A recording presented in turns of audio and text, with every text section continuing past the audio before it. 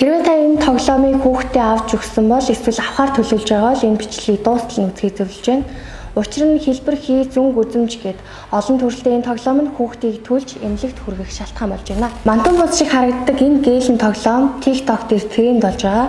Америкийн нэгдсэн улс Их Британд хүүхдүүд үүнийг богино долгионы 100-нд хийж халаах, аюултай туршилт хийж бие биенээ уриалж эхэлжээ. Олон улсын BBC агентлагийн мэдээлснээр Их Британд 10 настай Белла охин энэ трендийг дагаж тоглоомоо халаасан байна.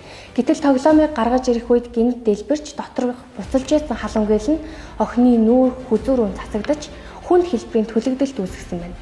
Энэ гээл нь арьсанд маш хурдан наалдаг учраас энгийн халуун бүтэлсэн уснаас илүү гүн төлөгддөг аюултай. Зөвхөн халаах биш, зүгээр тоглосны дараач хүүхдүүдэд стандартын бус материалын улмаас биеийг улааж, тууралд гарах, ам уруулан хавдах, амьсгалахад хүндрэл үүсэх зэрэг хашлын хүн шинж тэмдгүүд илэрч байгаа. Мөн тоглоом амархан урагддаг учраас доторх химийн гээлийг хүүхэд амсаж хордох өндөр эрсдэлтэй. Тиймээс ийм төрлийн баталгаагүй гээлэн тоглоомоор хүүхдэд битгий тоглоулаарай. Сошиал дээрх аюултай туршилтыг хизээж дуурайж болохгүй гэдгийг хүүхэдтэй заавал тайлбарлаж хэлээрэй.